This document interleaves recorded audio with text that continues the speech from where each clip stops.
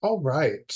I'm going to go ahead and get started. I really appreciate all of you being here tonight. Um, the name of this presentation is called Reclaiming Creativity, Strategies for a More Authentic Life. This is a topic I'm really excited to talk to you about. Before we get into it, I just have a couple housekeeping things. First, if everyone wouldn't mind muting themselves for the duration of the presentation. And then Marcus is going to be sending a feedback form through the chat at the end of the webinar. It would be greatly appreciated if you could fill that out. As well, this is going to be recorded and uploaded to YouTube. So if you wouldn't mind keeping comments and questions to the chat box, that would be fantastic. So this is our Focus on Wellness webinar series. And this is a free monthly webinar that each therapist does a different topic every month. And this is my time to do it. So I'm going to be talking to you about creativity. So here's our agenda. Tonight, you'll hear a little bit about me, and then I'm going to tell you a few stories from my creative journey as we go. But throughout our conversation, I'll be drawing on concepts from Elizabeth Gilbert's Big Magic and Julia Cameron's The Artist's Way. These are two books that have shaped and reshaped and shaped me again as a person and as a creative being. We'll be starting with a discussion about what creativity is and what it isn't. And then I'm going to be giving you some practical strategies about how to be more creative in your life and live more authentically. And then, like I said, we can end with some questions and comments that you submit to the chat box. So a little bit about me. I am currently a graduate student at Northwestern University, where I'll be receiving a master's degree in counseling. With the beauty of the internet, I'm able to do that while not having to move and endure the Chicago winters. So I really appreciate that. But as part of my training, I'm completing an internship to gain clinical experience, which is how I ended up here at Eddins. Prior to becoming a counselor, I had a career in the arts. I did a lot of things, but was mostly an actor and singer, and I participated in things from musicals to singing backup in a band to opera to plays, and I even worked in ballet in a costume shop for a while. Um, but I had a really wide-ranging experience and got to see a lot of different sides of creativity.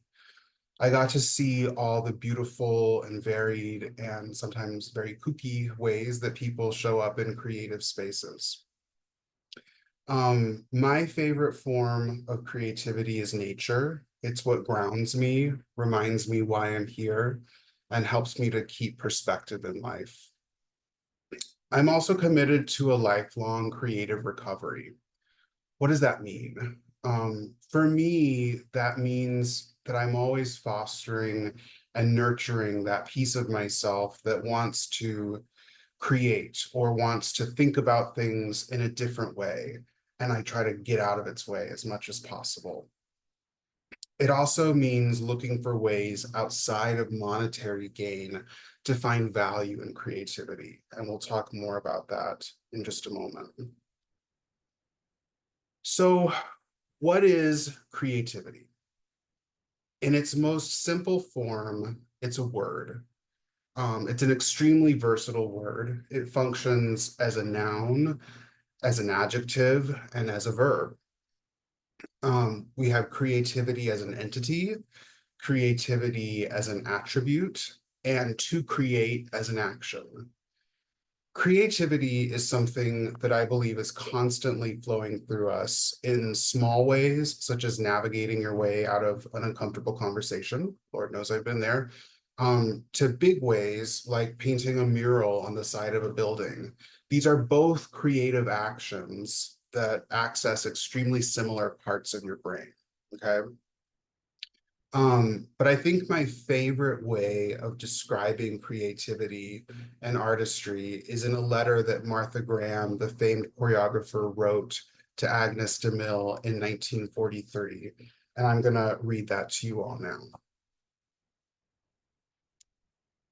There is a vitality, a life force, an energy, a quickening that is translated through you into action. And because there is only one of you in all time, this expression is unique. And if you block it, it will never exist through any other medium and it will be lost.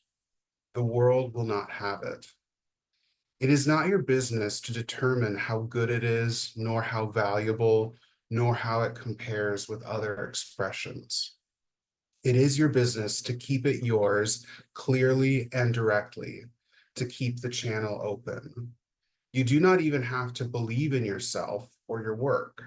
You have to keep yourself open and aware to the urges that motivate you. Keep the channel open. No artist is pleased. There is no satisfaction, whatever, at any time. There is only a queer, divine dissatisfaction, a blessed unrest that keeps us marching and makes us more alive than the others. It's pretty powerful words. And I think it really just sums up the point. So, what is creativity not? When we talk about creativity, a lot of people associate it with musicians that are rich and famous, architects creating the largest, most complex buildings in the world, or the most well-known painters that you see in museums. Are these people some of the most creative in the world? Perhaps, maybe they are. Are they also sitting at the intersection of capitalism and creativity? Absolutely.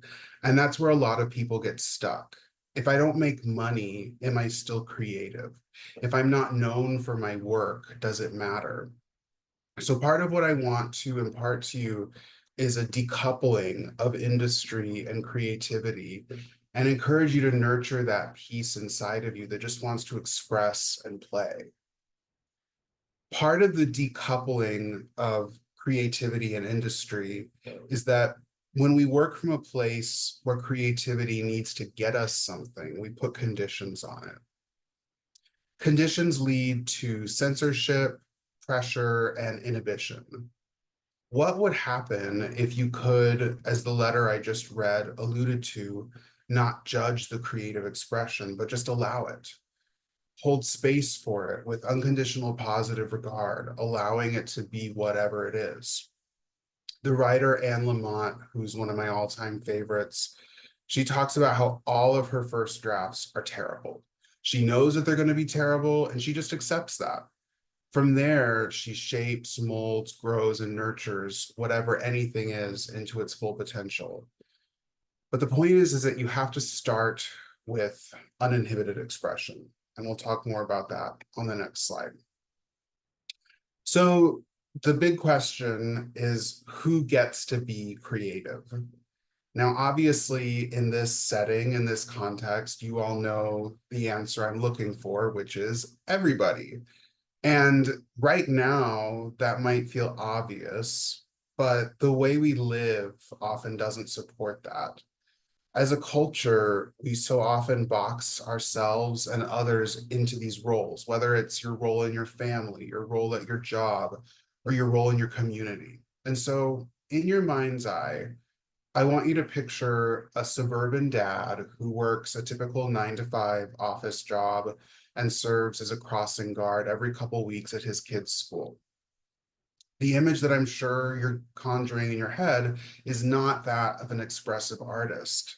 And that's all of our biases at work. So often we limit creative expression to either someone who's already doing it, someone who isn't doing anything else, so they have nothing to lose, or someone like that dad, but only if he's doing it in secret.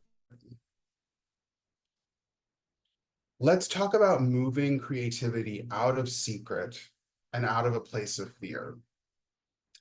The first thing that I want to say is that fear and anxiety are natural. We need them to survive. They help us run from an angry bear, right? They become problematic when we over-identify with the anxiety or let anxiety lead our lives. Often that shows up because of that little voice in our head that says all the things that keep us from expressing. These are the things like no one wants to see your painting, or going to that art museum is a waste of time, or the one that a lot of people get, which is you're not good enough to be doing that. These statements can run and ruin people's lives. And so often we think of them as coming from ourselves, when in reality, these are limiting beliefs or core messages that we pick up along the way. So whether that's from your parent when you're 5 years old, or just some random guy you pass on the street, it's like that line in Into the Woods, children will listen. They do, and they carry what people say consciously and unconsciously for decades.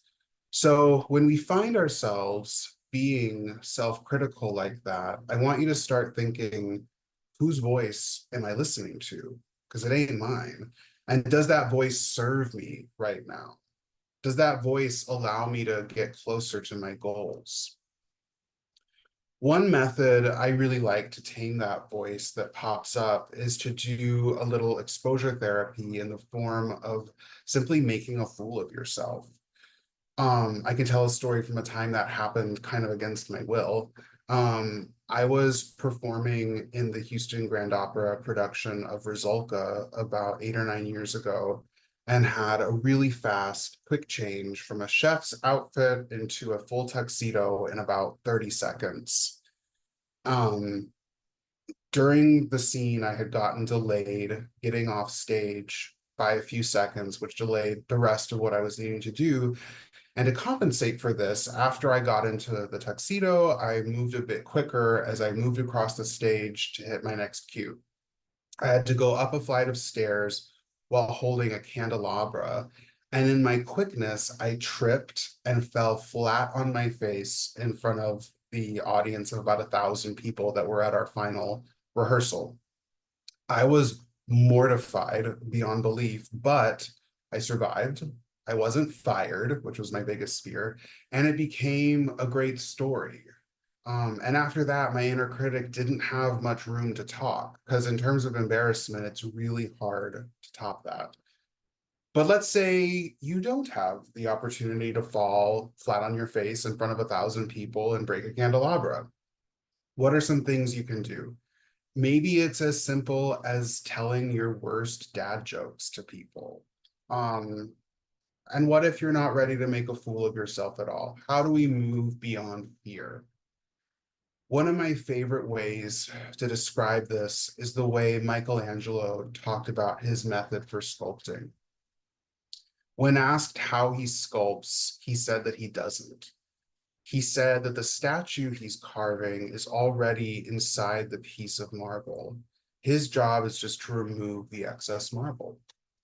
And so for our purposes, I want you to think of yourself and your creative expression as the statue, and all of the fear that's holding you back as the excess marble. Can you begin to simply chip away at the marble to reveal more of yourself? I've encountered a lot of people that, for whatever reason, like we were just talking about, have blocks around simply enjoying a creative process or thinking of themselves as creative people. So if no one has told you, and you need to be reminded, you have permission to create. And next time you start doubting whether you should pick up your paint set, sing a song in the shower, write a poem, or just take a walk down a new path, I want you to remember that guy from that thing that told you you have permission. I grant you permission. And it's my hope that you start granting yourself permission. But how do we do this? How do we give ourselves permission? How do we start to chip away at the marble of our lives? I'm going to give you 4 specific strategies that have been useful in my life and other people's lives. So the first strategy comes directly from The Artist's Way, which is one of the books I'm pulling from tonight. And it's this thing called morning pages. In the book, Julia Cameron prescribes that everyone engaged in their creative recovery, but everyone in life really should be doing it. And what it is first thing in the morning, before you've done anything else, before you're accessible to the world, she says that we should sit down and write 3 pages. It can be anything, but it has to be 3 full pages. You can write, I don't want to be doing this for 3 pages, or you can write about what you plan to do that day, or you can write about how mad you are at your neighbor. The point is simply to write. A lot of people wonder if they're doing it correctly. And the truth is that as long as you're doing 3 pages, you can't do it wrong. And you would be amazed at what happens in these 3 pages. Obviously, I'm a therapist, so I advocate for therapy. But these morning pages, they have been some of the best self-therapy I've ever had. Just getting stuff out of my head, processing my thoughts through my body and onto the page can be an extremely cathartic experience. It's kind of like exercise for your mind and spirit. And like with exercise, there's never been a time that I've done it and thought, oh, I really wish I hadn't done that. I could really use that 20 minutes back, right? Um, and what is the point? The main point is to empty out your head, get all the things that are swirling around in there out of your body and onto the page so they can no longer distract you in your day-to-day. And you'd be surprised at what comes out when you have a little more room in your head. A lot of people report their morning pages being responsible for eliciting a song idea, a business idea, a new way of thinking about a problem that leads to a solution. It's really endless, but it all starts by making a little more room in your brain so those new ideas have room to grow. The second major takeaway from the artist's way that I want to talk about is this concept of artist dates. If you were to do the program as prescribed by Julia Cameron, you would do this once a week. In your life, you can do this whenever you're able or whenever you want to. And what it is engaging in a solo activity that's creative or artistic in nature. Some ideas to think about for artist dates include going to a museum, going to the theater, going to a movie, reading the book that you've had for 2 years that's collecting dust, which is like most of my books, cooking a meal that reminds you of a special time in your life, taking a walk in a beautiful park like Herman Park if you're here in Houston, for example. But the importance of solitude cannot be overstated. A lot of us fear being left alone with our thoughts, and this is a great way to do a little bit of exposure therapy for that. As well, the fact that you're taking in an experience alone means that you'll have time to decide how you really feel about something versus having to agree, disagree, or talk about it at all with other people. It's something just for you that you alone get to take in and digest. A lot of people feel awkward about doing things alone, and I get it. It is vulnerable to go to a big museum alone or go to the theater alone, but I promise that no one else cares, and they're probably jealous that you had the nerve to do something on your own. You might even find that you get so much out of it, it becomes a hobby. I know for myself, I have found a ton of joy in solo travel and have done a lot of trips around the world by myself. And they were some of the best experiences of my life simply because I had the space to experience it for myself and be there with my own thoughts.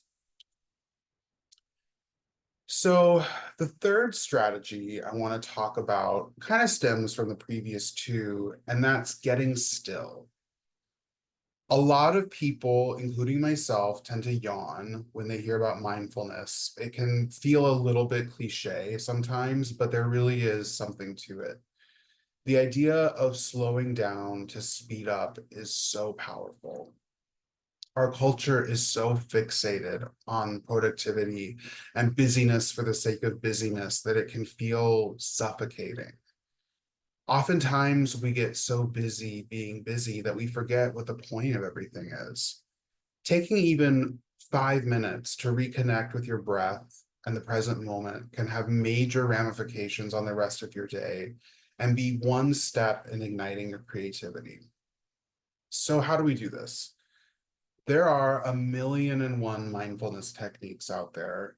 One that I love to teach to all my clients is the 5 4 3 2 1 technique, and we can do it right now. So make sure you're on mute because we're gonna do a little bit of talking out loud.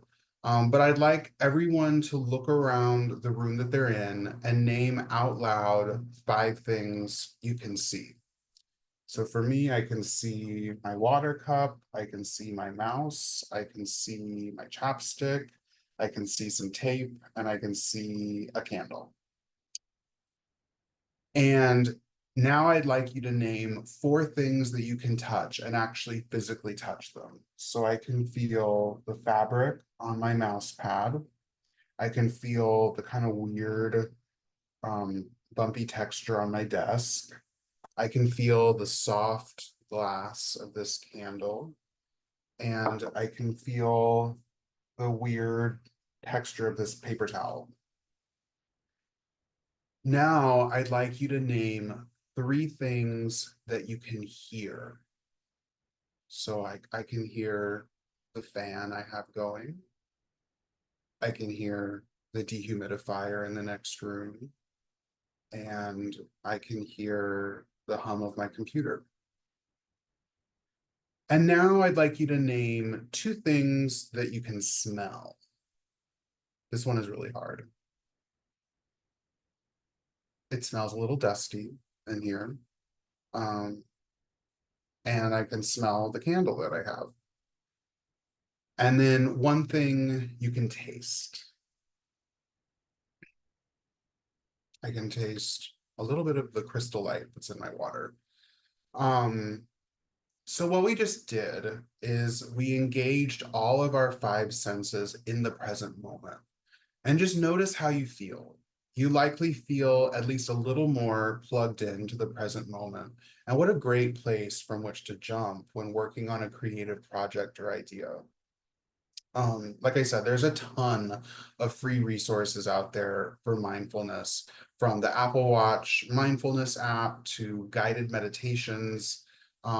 It's a lot out there. And I can share every day that I see clients. Before my first client, I'll just search on YouTube for 10-minute grounding meditation and just use it as a time to slow down so I can show up for my clients in an authentic and centered way and get all the noise out of my head, so I can be creatively engaged in the space. So once we've gotten still, we can take some inspired action. In the other book that I'm drawing from, Big Magic, Elizabeth Gilbert emphasizes the importance of taking action to inspire creativity. She argues that action precedes inspiration. In other words, we need to do the work and then inspiration will follow. By showing up consistently, we cultivate creativity. And what she says is done is better than good. This mindset encourages us to prioritize progress over perfection and to keep moving forward in our creative endeavors. But what does this look like in practice? It means setting aside time to do your morning pages or your artist date for sure. But it also means just doing the thing you say you're going to do, whether that's a painting, a poem, a trip that you want to plan, or any other creative project. Just completing it is so important. From a neuroscience perspective, our brains are wired to look for reward. That sense of satisfaction that you get from crossing something off of your list, or that feeling of relief that you get when you get into bed after a long day of doing some house project that you've been putting off, that's not by accident. Our brains are wired to desire and seek out that feeling. And what it is a little hit of dopamine. One source of pretty instantaneous dopamine that we all experience a lot is through social media. Scrolling on social media will give you really fast and cheap hits, but they don't last. And then you'll end up needing more and more and more, which is how you end up scrolling on TikTok for 4 or 5 hours into the early morning. But getting into the creative work and reward cycle is going to be 100 times more rewarding and much more sustainable. This idea of showing up for your creativity is so important, and I want to make sure I showcase it as distinct from having your creativity show up for you. I think a lot of people put pressure on their creativity to produce something worthwhile, meaningful, or marketable. And at the end of the day, it's just going to be what it is. We decide if it's worthwhile, meaningful, or marketable. But consistently showing up for your creativity, making a ritual and routine out of engaging with your creativity, that's really the way to foster it. And you can think of it kind of like you would foster a relationship with a friend. There are some days your friend is going to want to take an impromptu trip to the beach, and other days your friend really just needs a listening ear. But building a ritual around engaging with your creativity gives it the opportunity to grow and thrive, whether that's every day or every week or however you decide to structure it. And just to give you an idea, I can share a little bit of my creative ritual with you. During COVID, I got really into recording music at home. And it was, there were days when I really didn't feel like singing or editing or anything. But part of my ritual was one, starting with a clean space so that my mind didn't feel cluttered by what I was looking at. Two, lighting a candle. And three, I would just pick a song and start singing and see what happens. Some days there was nothing there and I would just pack it up and move on with my life. Other days I would be feeling so inspired and record a song and make a video, share it with people or keep it for myself. But the act of doing it always made me feel better and a little more in control of my life. So that's just one idea. But the point is to find what works for you. The last point I want to talk about is something that Elizabeth Gilbert talks about at length in Big Magic, and that's work, creativity, life balance. In the vein of the decoupling of industry and creativity that I talked about, it can be a hard pill to swallow for a lot of people that their creative ideas may not generate them revenue right off the bat or at all. And that's okay. What Gilbert talks about is reframing that from the creative pursuit not giving you a return to allowing your day job to be in service of them. Can you let your work be in service of something other than just collecting a paycheck? Can you do what you need to do during the day so that your soul can do what it needs to do at night or on the weekend? Allowing work and creativity to exist symbiotically rather than in opposition can be very healing for a lot of people that maybe previously thought of them as a binary choice. And on that note, easy does it, right? As I've said, creative recovery and the creative process is a lifelong endeavor, which is why we go slow to go fast. Finally, I want to talk about community. Finding the right community to balance out the solitude that is inherent in many people's creative process is a wonderful practice. We are social creatures, and finding like-minded people who share the same goals and dreams can be a salve when you're really unsure or life feels out of control or you don't know what to do next with your creative endeavors. And the thing is, more people are like-minded than you think. It's amazing how many humans are so unique yet so similar. So whether that looks like joining a therapy or support group, a book club, or just chatting with your neighbor you haven't said hi to in a while, start looking for community and see what happens. So to recap, we've been talking about Big Magic by Elizabeth Gilbert and The Artist's Way by Julia Cameron. And we talked through keeping the channel open about what creativity is. We talked about chipping away at the marble of our lives, moving beyond fear, right? And then we talked through 4 practical strategies. Morning pages, those 3 pages, first thing in the morning, your artist date, a solo creative activity, getting still. We did the 5, 4, 3, 2, 1 technique. And then inspired action, really showing up for your creativity. And finally, we talked through that work, creativity, life balance, allowing your day job to support your creative life. So that is the presentation. If this was helpful and you enjoyed this presentation, and you'd like more support on it, I will be accepting new clients at the end of September, and you can call the number there or email me if you have other questions. And I'll take a look at the chat to see if there's any questions. I don't, oh, here we go. Do we have any, no questions? Um, yeah. So, I really appreciate everyone being here today. Please go forward and do some morning pages tomorrow or do a mindfulness. Do you have any particular advice for neurodivergent people?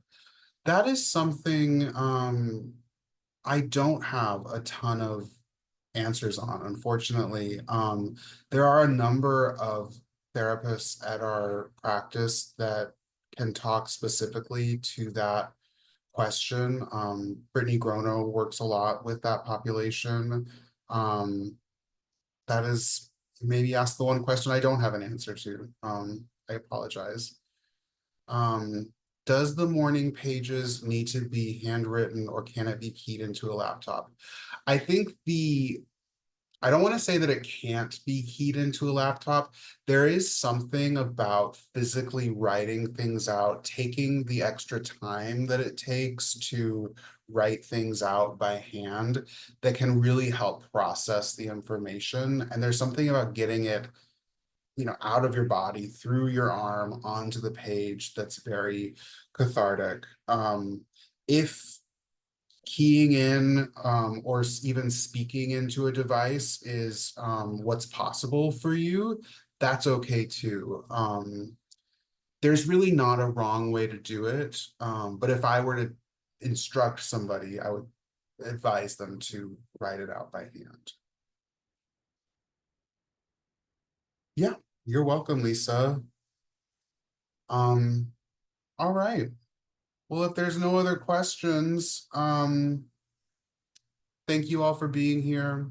And please fill out the feedback form if you're able. Marcus just put that in the chat. Um, and I hope everyone has a wonderful evening.